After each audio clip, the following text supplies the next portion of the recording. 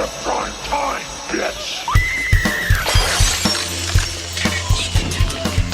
Hello, boils and ghouls, boys and girls, and welcome to Horny for Horror. This is a podcast dedicated to the greatest genre of all time. We got interviews, reviews, ghost stories, spooky debates, and so much more.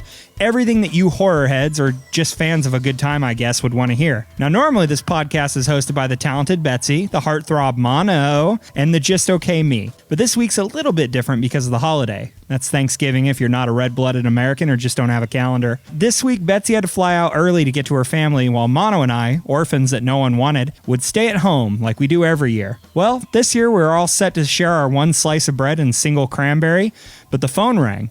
We picked it up together, held it to our little ears, and the voice on the other end of the phone invited us into his study for a Thanksgiving chat around a warm Los Angeles fire. Naturally, we took advantage of the situation, threw a recorder into the middle of the room, and the following interview took place. Now, ladies and gentlemen, here is our special Thanksgiving episode. We are so thankful to all our Horrorhead listeners and to any of you who might be joining us for the first time. Recording this episode was the greatest honor of my life, and I'm happy to share it with y'all. So sit back and relax, unless you're driving, sit up, and enjoy. Hi, everybody. Hi, everybody. I am so excited for this episode. I am flabbergasted that we are in the presence of one of my favorite actors in the whole world. Most iconic characters of all time. Yeah. Let's run the list. You've got Pennywise the Clown. Mm-hmm. You've got Wadsworth. He's high up there for me. High up there. And I would say the greatest character ever put to film, Dr. Frankenfurter from the Rocky Horror Picture Show. We have Mr. Tim Curry joining us today. Mr. Tim Curry, hello. Hello. It's quite an honor for us to get to talk to you. Thank you for giving us any amount of The time. honor is mine. Yeah, you are so kind. Too kind. So this is, we've got to say it, it's your first podcast ever. It is. It's the very first. Bam, we got Tim Curry. The bug might bite you and you could start your own. Yeah. Yeah, well, Why now not? you can add this to your IMDb. Did you know that you have 229 credits on IMDb? Really? You have 229 acting credits. Well, I which do is- work my ass off if I get the opportunity.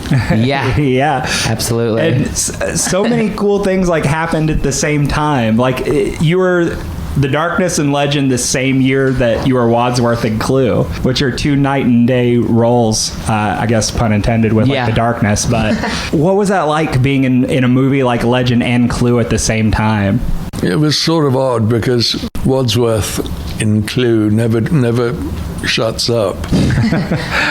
So it was hell trying to learn it. Oh yeah, I bet. Yeah, because all the lines are so verbose and so long. That's They really are. interesting. Yeah. He likes to hear the sound of his voice.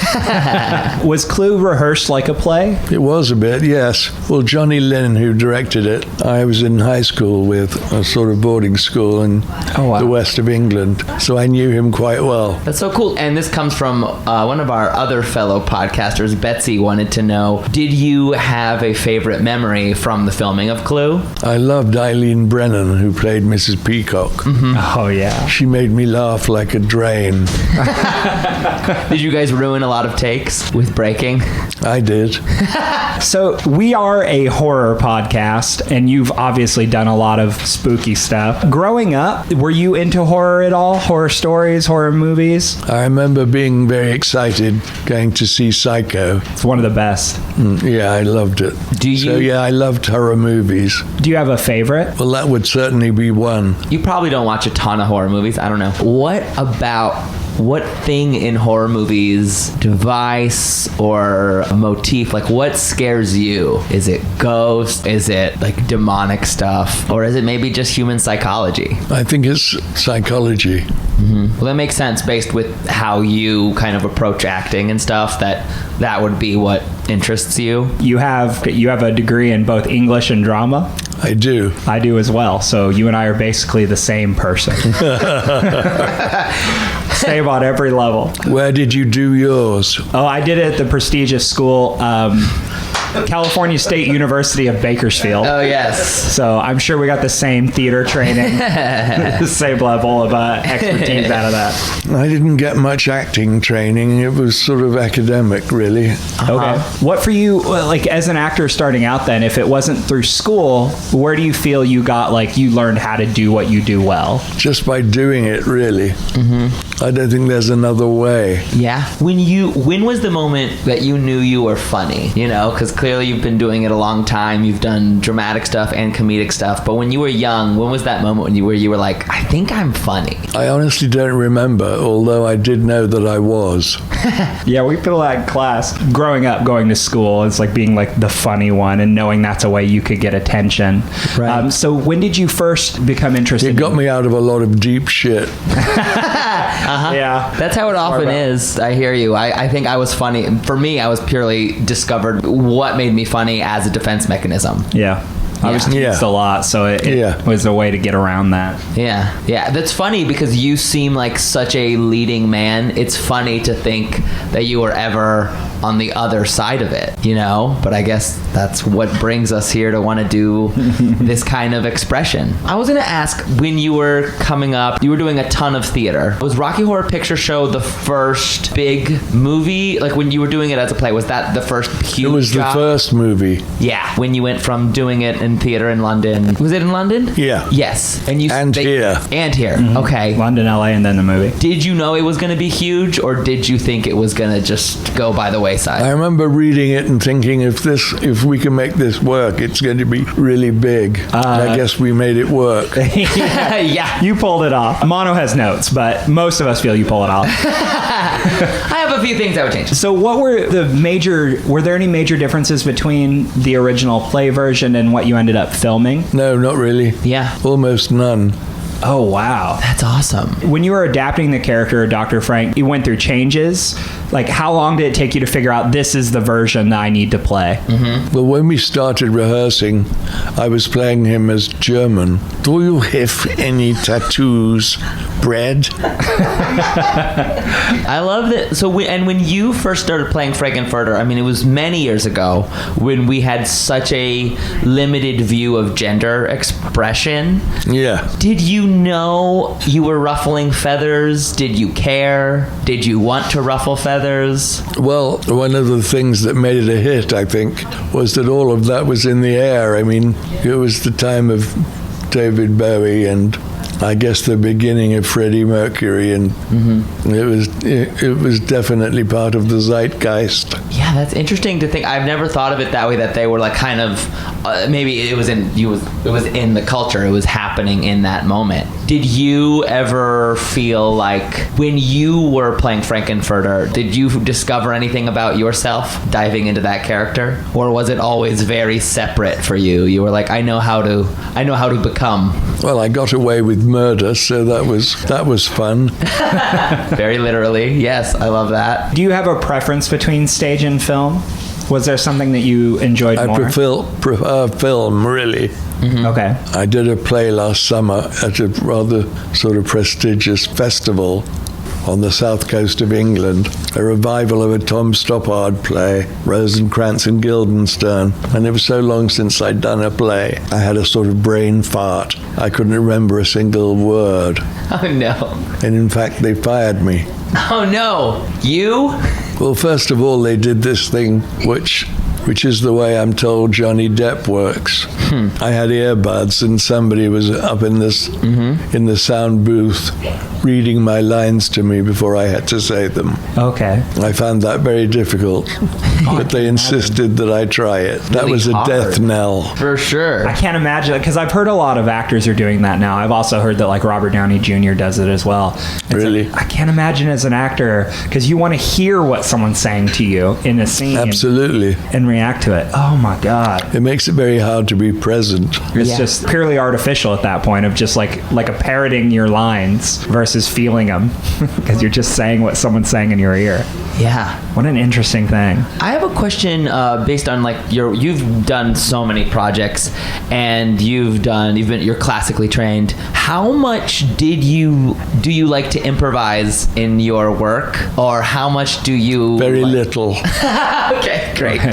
Great. And why did you find... Mostly because I'm so bad at it. I have a hard time believing that, but you... No, really. Really? Believe it.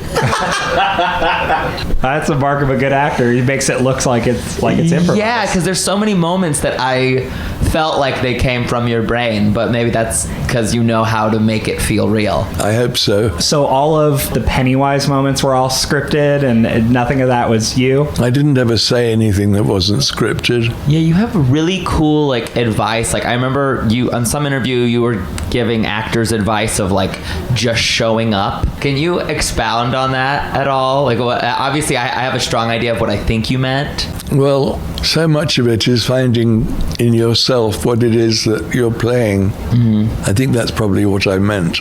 Yeah. By showing up, because it is kind of important to show up.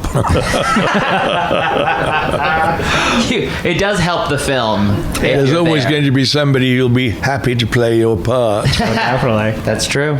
So we talked about kind of working into figuring out who Frankenfurter was. How did you do that with Pennywise? What was your approach to, had you read the book? I hadn't read the book. My favorite part of that was when I was down in the sewer and Georgie, the little boy, had sailed his paper boat down the drain, and we talked to each other, and I said something like, why don't you come down here? Down here we float. And this little voice said, Mr. Curry, you're scaring me. Oh no, he ruined that take. I said, well, gee, I'm sorry, but it's what I'm supposed to do. I showed up here to scare you. That's why I'm here. That's so funny. It was directed by Tommy Lee Wallace, who directed Halloween 3, by the way. Oh, He's a good guy. I liked him a lot. Was that a fun... This is a weird question. Was it a fun set? Was it fun making it? It was, actually. Yeah, did you find yourself behaving I guess this is a question for any actor, but how did playing Pennywise affect your day-to-day life, or were you able to isolate it to, I'm on set, I'm Pennywise? Yeah, I was able to do that. Yeah, it makes That's sense. the fun of it, really, to arrive as one person and emerge as somebody else. Yeah. The prosthetic makeup wasn't particularly fun, but it never is. No. Yeah, you had to wear so much prosthetic for darkness and light. Yeah, well, that was a very long job. Oh. The first time they did it, it took 10.5 hours. Good Lord. It's insane. And you said they they would pour a solvent? Yeah, they used to rip a hole in the top of my head and pour in a bottle of solvent and smush it around. That's crazy. It is crazy, but it was efficient. That's so fun. I love that character too. I don't know if we're done. We could talk about Pennywise Jump around, forever. Yeah. But when you played Darkness, the Prince, you played him so smooth. He was such a smooth operator. And obviously that role is inspired by so many different takes on what it means to be a Prince of Darkness or the Well, Prince. it's cool to be evil. Yeah. Everyone wants to play that cool villain. Yeah. And he is easily the coolest thing about that movie. Well, gee, thanks. Yeah. You one time said that villains are better written. They are. Yeah. I think writers have far more fun writing a villain than they do anybody else. It's true. There's more dimensions to And play. heroes are always so dull. Tom Cruise, I rest my case. Oh my God, this is so awesome. Agreed. I wanted to ask if you were aware that the picture of you on set from It as Pennywise in full makeup smoking a cigarette is very popular on the internet. Is it? I love that picture. It's such a good It was photo. Entertainment Weekly, Okay. Oh, that's awesome. and it was raining, and I think someone was holding an umbrella over me, Yeah. and I had a Marlboro dangling from my face, as per usual. I love it. There's so many great, iconic photos of you smoking. And if any kid sees it, they're going to want to smoke because you look Yeah. cool as hell at every one of them. All my friends say that I make them want to smoke, and I say, well, it's just called style. In one interview, you talked about the ending of it, and you kind of talked about how it didn't quite do it for you. It didn't. No, it didn't live up to the scares that were earlier in the film. No. What do you think could have been more impactful for the ending if you had to think of something? The problem with the ending was that they constructed this enormous spider, which wasn't scary at all.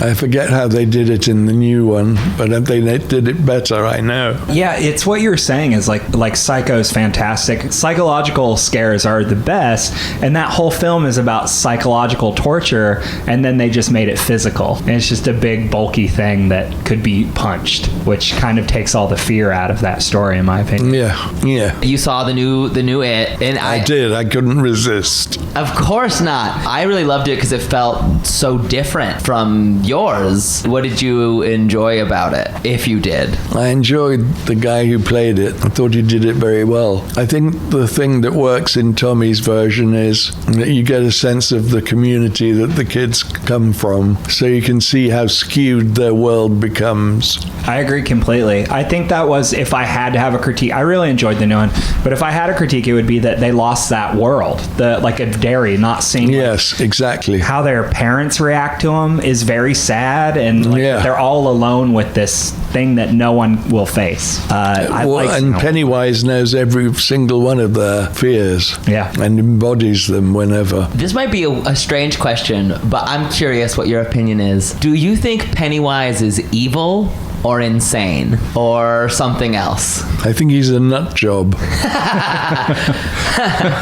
I love that. Really? I very recently watched your Tales from the Crypt, Death of Some Salesman, where you play 3 characters, and it was wonderful. I played a whole hillbilly family. A whole murderous hillbilly family. And you won an Emmy for that? You won some award. I was looking on your IMDb. That's really cool. I know I was nominated for one, but I don't think I got it. Oh, okay. Thanks for bringing that up, Mono. Sheesh. Rub anything else in? No, really. It was so cool to see you play all 3 of those different characters with like clearly different It personalities. was fun because I had to have a double in every scene. So when I was the mother, my stuntman was dressed in my costume and very uncomfortable. Very unhappy he was, but I guess the check cleared. It's a really good episode, listeners. If you guys haven't seen it, it's got one of my favorite ending shots ever. It's a really cool episode. I don't want to spoil it for people who haven't seen it. Yeah, it's so good. It plays to like, you're so good at jumping back and forth between funny and terrifying. And I was reading about how like you went out for the Joker on the Batman animated series, and they said you were too scary for it. No, that's not true. Oh, we pointed out a hole in IMDb. Mm-hmm. No, I was playing the Joker on the cartoon. And you got bronchitis? Well, when I started doing it, I had quit smoking. And of course, I started again. And I did get bronchitis. And I would ruin takes by coughing. That was another good gig that I was fired from. Oh, no. Now I brought something bad up. Adam. Oh, no. Look what you've done. It doesn't matter, actually. I'm rather proud to have been sacked. It's a lot more interesting than not being. Yeah. Absolutely. There's a good story to it. It also makes sense that you have such a rebel attitude in your characters. It makes sense that you have that in real life too. I love that. Yeah, I guess I do. Yeah. Were you a troublemaker when you were very young? Or did you just, your creative side is where the rebel comes out? I think it's the creative side. Really. I don't think I was a troublemaker. I think I was amusing, but... Just sorry to jump around, but do you have a favorite song from Rocky Horror? I'm a wild and an untamed thing I identified with. Okay. Yeah, it's such an awesome project, and I can't even help but think how many people's minds you changed. Yeah. Playing that role. I mean, even... I hope so. Yeah. You really did. And to know like all the fan base where everyone dressing up in costume and coming and being a part of it and feeling so free and open. It's like, I remember the first time I saw it, I saw the play version of it first. It's like a small local production. And I loved how into it everyone was. It's like the responses from the audience to the stage. That started with your production where the audience... No, they didn't talk back in the play in London. Okay. Or here. Oh, okay. That started in in New York with the movie, and it was quite strange because that's where the sort of cult thing really became very strong. And the odd thing was that I was living in the next street right behind the Waverly Cinema where it played. Oh, boy. Oh, no. Were you constantly hounded? No, I wasn't. I did actually show up to see it with a couple of friends, and the manageress of the cinema said, "You're not Tim Curry." So I showed her my passport, and she just sort of deflated like the Wicked Witch. I love that. You should have just shown her your legs, and then she would have known.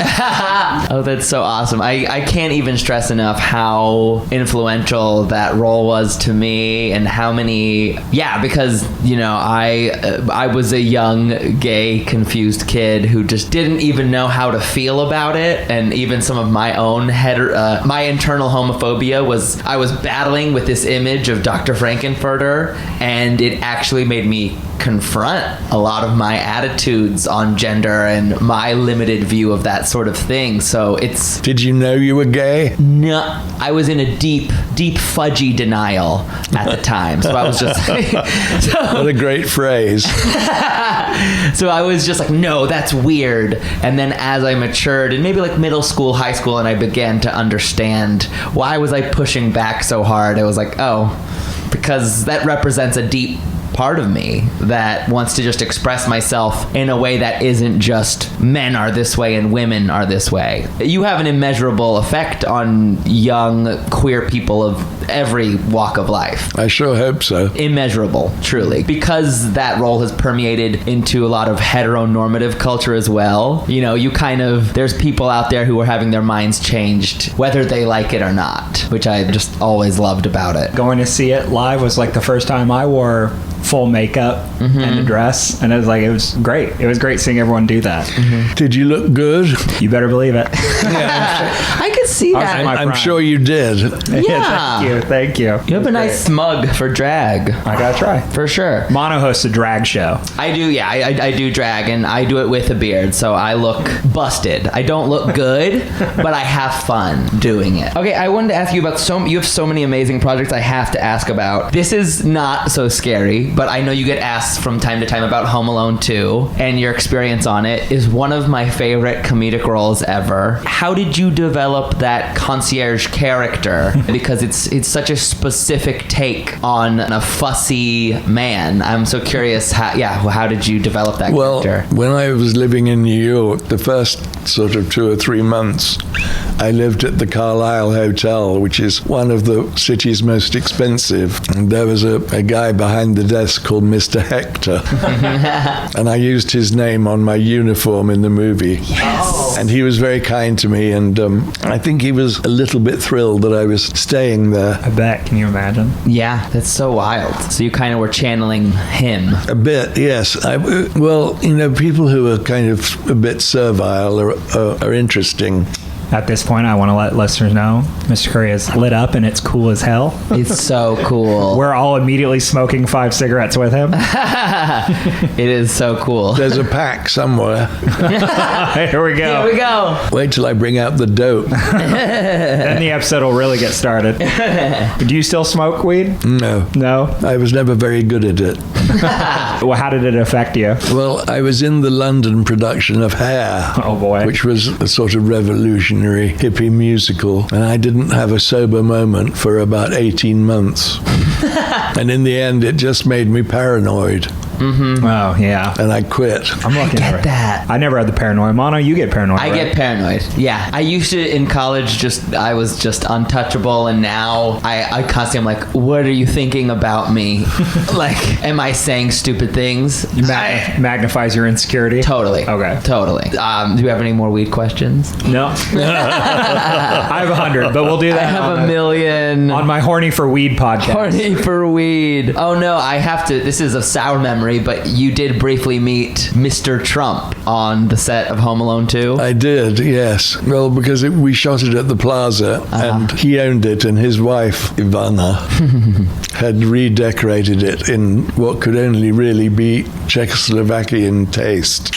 The lobby had a beautiful terrazza floor, which she covered with some hideous rug. And apparently when she'd finished and people were actually staying there, she used to knock on their door and say, "And how do you like your room?" Oh my God! What? I would have let her have it. Yeah, of course. Oh, yeah. But Donald was very much in the news at the time because he was divorcing her and had taken up with I guess she was a model, stroke actress, Marla Maples, who was a sort of southern blonde. And they agreed to do a walkthrough in a scene. So there was much excitement about that. And they sort of strolled through this scene. I can't remember which one. Yeah, I vaguely remember it's somewhere where Macaulay's character is just entering the hotel. Yeah, sounds right. He was a trip. Macaulay? Yeah. What was it like working with him? Quite difficult because he basically just gabbled the lines.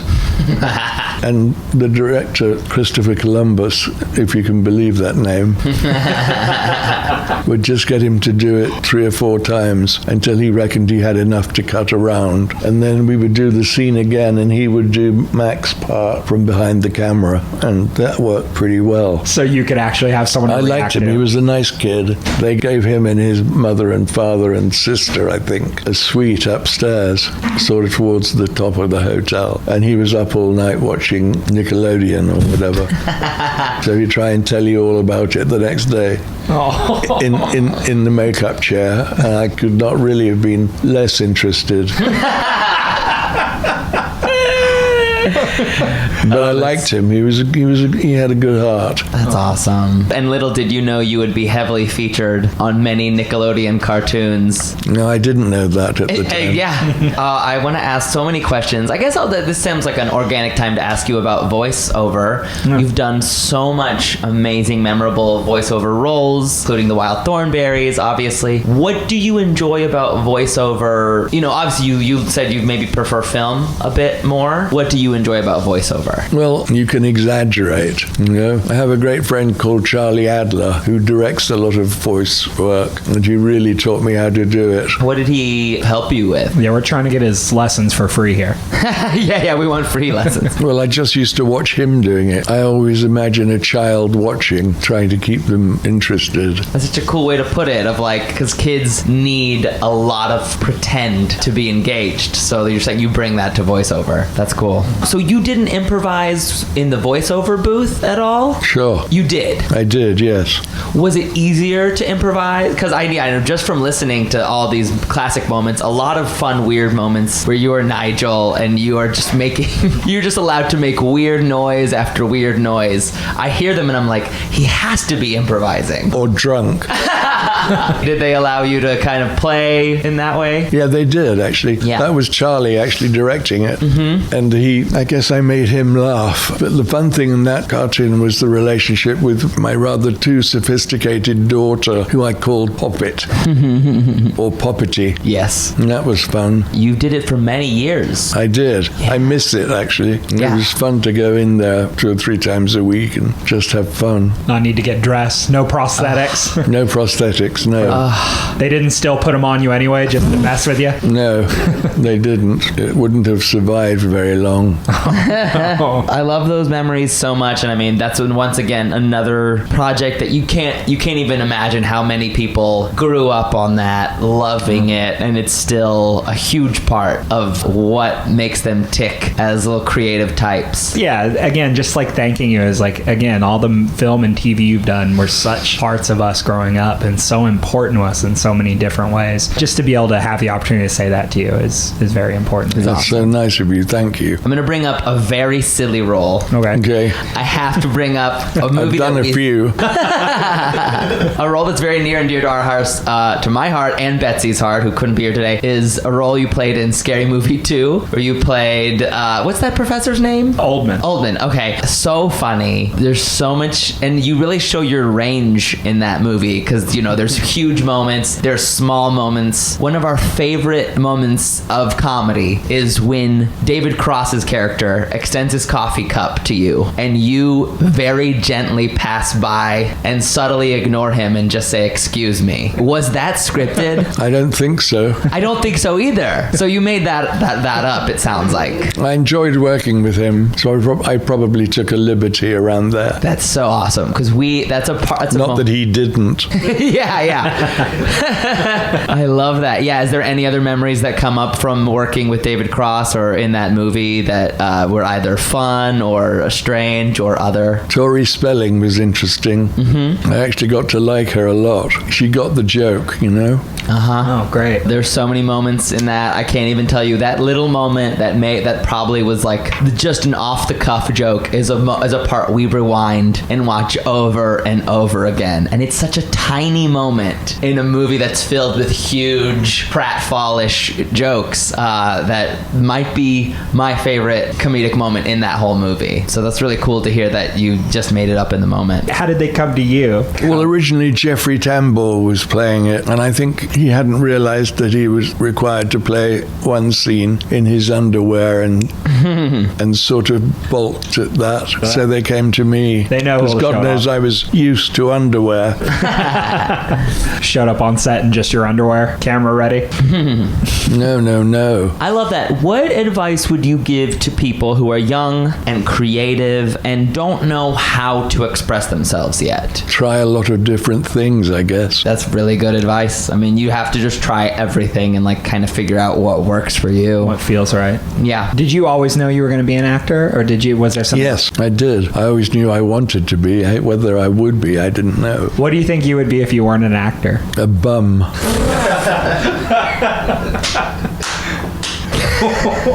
That's perfect. Perfect response. I feel like a lot of us creatives would be that way, where it's like, if it doesn't work out, we're gonna be the guy in front of Starbucks with 7 cups. Yeah, totally. But that's so cool, because like you knew it was make or break. You were like, I want to do this one thing and it's gotta work because I want it to work. Exactly. So did you obviously were doing productions in London for many years. Are you from London originally? No, I'm from the far southwest of England, from Plymouth, where the Mayflower sailed from. Cool. Do you ever see yourself visiting? Do you like to visit, or do you prefer it? I do. Yeah. I like it. It's sort of sheep country. Do they commemorate you there in Plymouth? Do they have No, God, no. Didn't know if they had a library. I don't know that they're very proud. Oh, no. That's insane. Yeah. How could that be? It's mystifying to me. Well, we're going to change that with this podcast. Absolutely. I say we start a petition. Yeah. We're getting you a bust and a plaque in your hometown. Yes. If anything we accomplish with this podcast, a full statue. I want a full statue. What do you want your statue to be of? Well, not Mr. Furter. Okay. So I guess we'll go with your second choice, Professor Oldman from Scary Movie 2. I don't mind, really. Seems profoundly silly to me.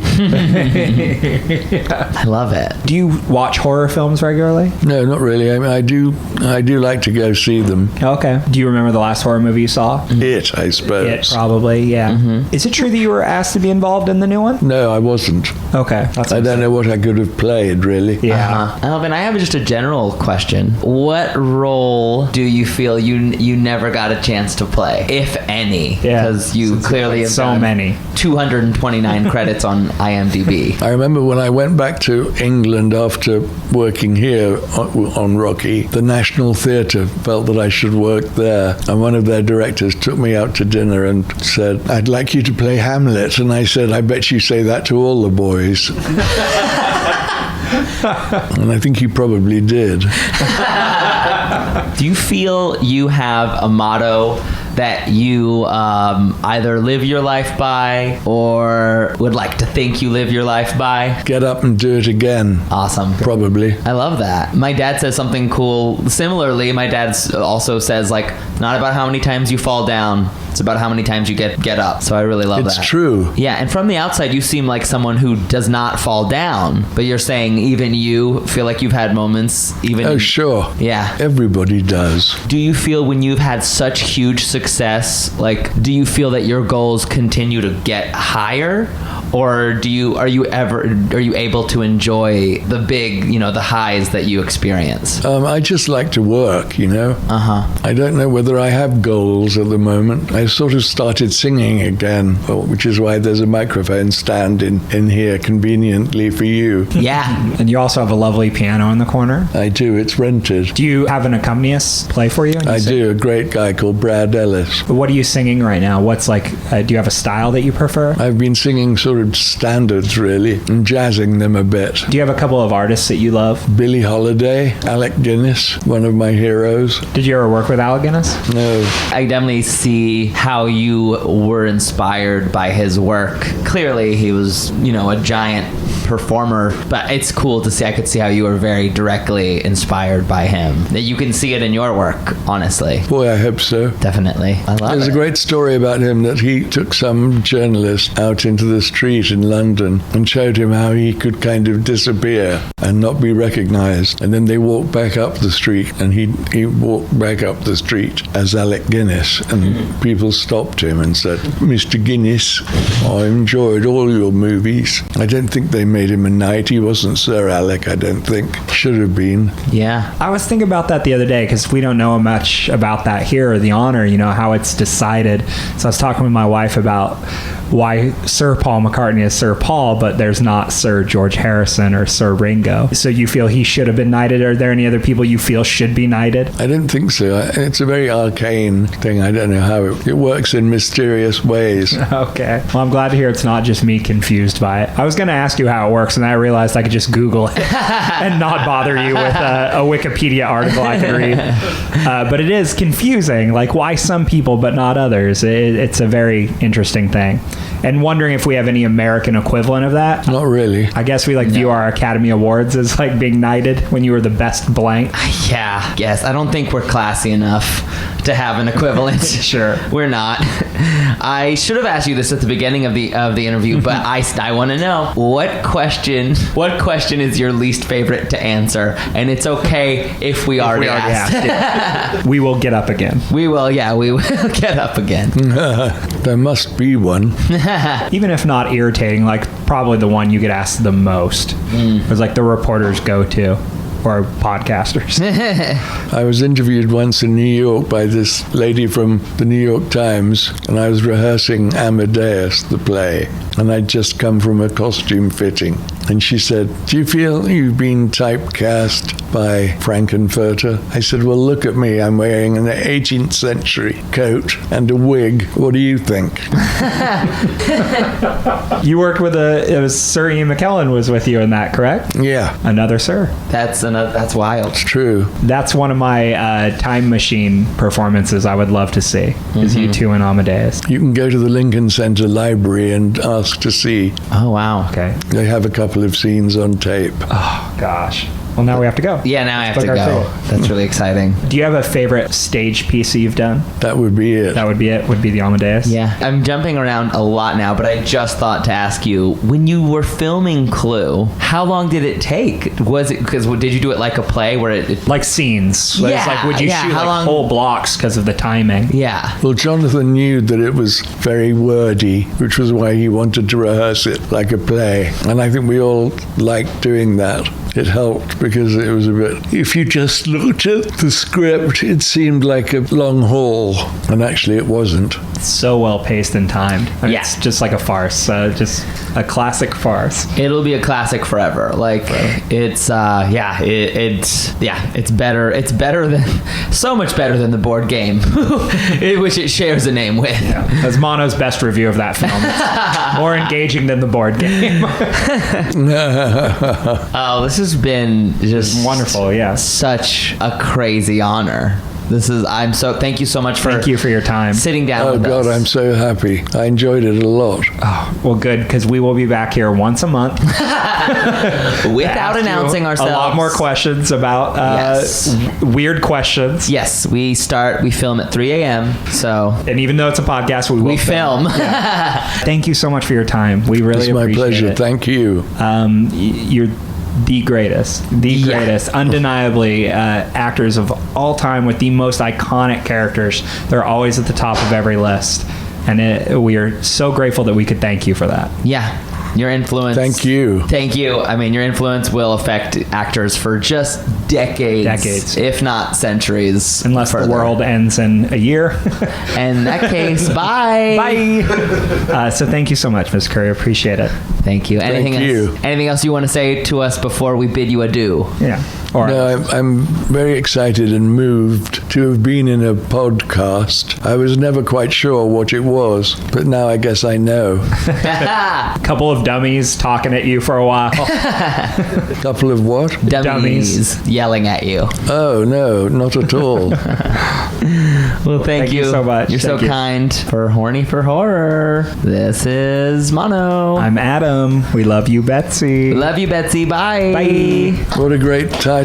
Yes. Yes.